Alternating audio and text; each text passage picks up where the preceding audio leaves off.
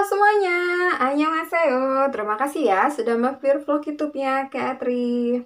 Nah, untuk di vlog aku kali ini, aku akan membahas mengenai kosakata yang berhubungan dengan rasa dan juga makanan yang ada dalam bahasa Korea dan juga kosakata yang berhubungan dengan rumah makan. Kalau yang namanya kita berhubungan sama yang namanya makanan, seketika kita jadi lapar, ya nggak sih?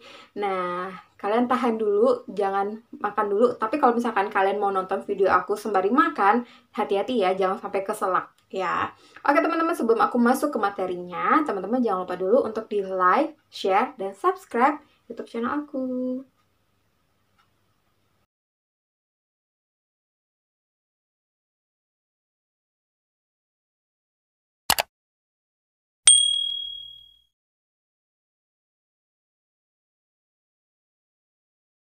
Hanguk Eumsik.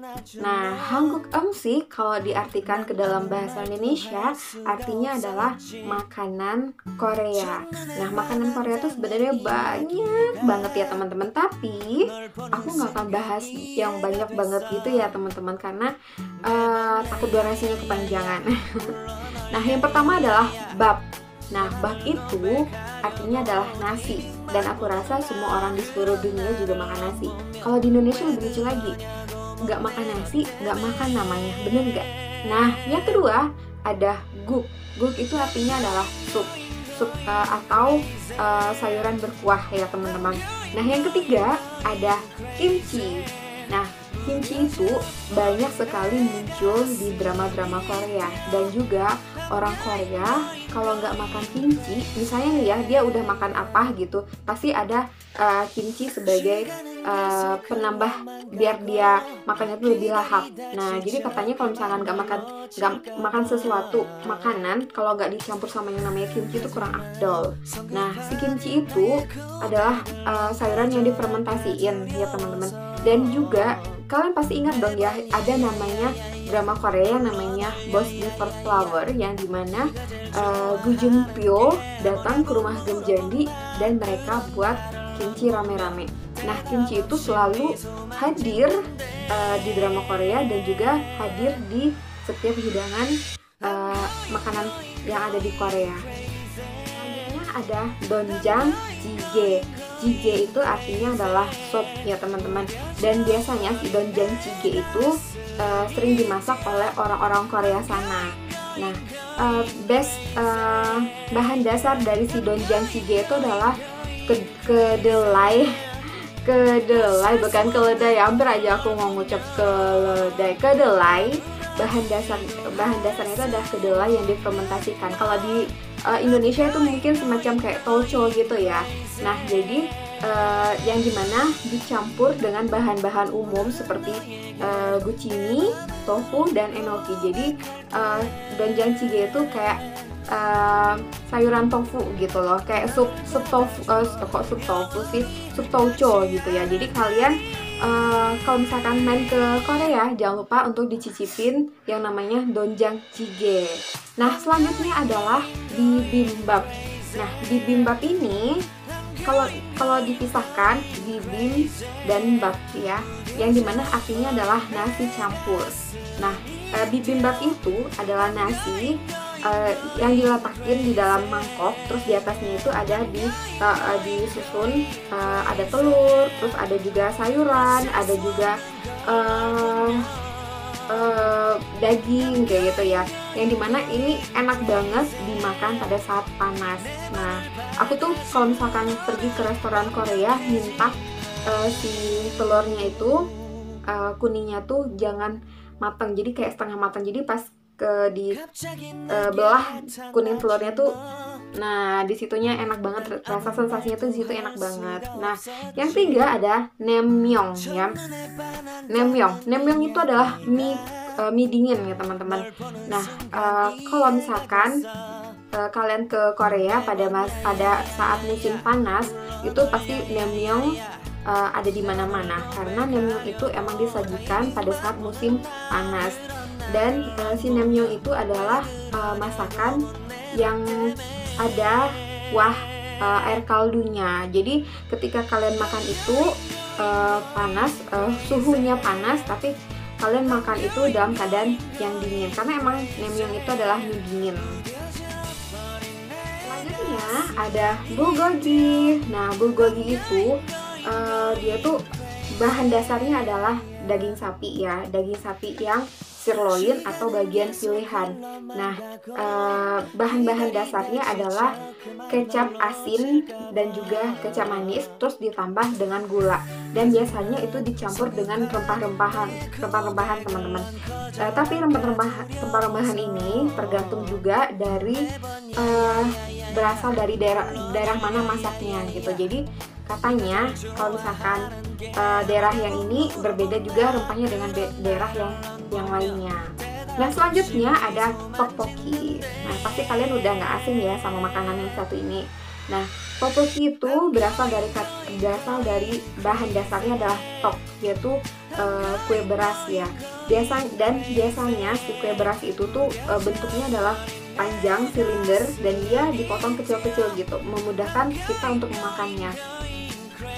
Di tempat biasa aku membeli tteokbokki yang dimana penjualnya adalah orang Korea asli, nah si tteokbokki itu ditambahin juga dengan tambahan lainnya. Kayak contohnya adalah telur rebus ya, yang dipotong 4 kalau nggak salah, atau boleh juga dipotong 2. Kalian boleh request. Biasanya sih aku requestnya dipotong 4 ya, jadi dia lebih kecil.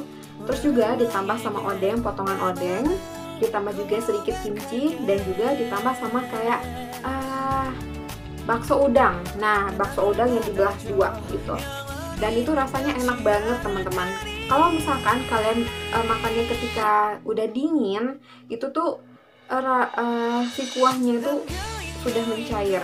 Nah, oh iya, si tteokbokki itu dimasak dengan yang namanya bumbu pedas yang namanya gochujang ya. Gochujang itu rasanya pedas dan manis. Jadi rasanya tuh, rasa pedas dan manisnya itu berasal dari si bumbu utamanya yang tadi yang udah aku sebutin, yang namanya adalah gochujang, rasanya pedas dan manis. Nah, selanjutnya ada kimchi jjigae. Sama seperti yang tadi, kimchi ini adalah sup ya, sup yang dimana bahannya adalah air rebusan dari si kimchi ini dan juga cabai dari si kimchi ini. Nah, karena dia adalah berupa sup, dia ditambah dengan bumbu-bumbu masakan lainnya. Dia ditambah dengan bahan-bahan makanan lainnya seperti kayak tahu, terus juga sayuran yang lainnya, dan juga makanan laut, dan ditambah juga dengan daging babi. Nah, biasanya orang-orang Korea memasak si kimchi jjigae itu untuk hidangan yang akan mereka makan. Nah, aku akan membahas mengenai kosakata yang berhubungan dengan rasa. Rasa itu ada rasa enak dan rasa tidak enak. Nah, kalau rasa enak di dalam bahasa Korea artinya adalah masita. Kalau tidak enak dalam bahasa Korea adalah mat oppa. Ada manis, ada pahit. Nah, di dalam bahasa Korea manis itu ada dalta, sedangkan pahit di dalam bahasa Korea ada peda. Ada asin, ada asam. Nah, di dalam bahasa Korea asin itu adalah jada, sedangkan asam di dalam bahasa Korea adalah sida. Ada pedas, ada tawar, dan ada juga gurih.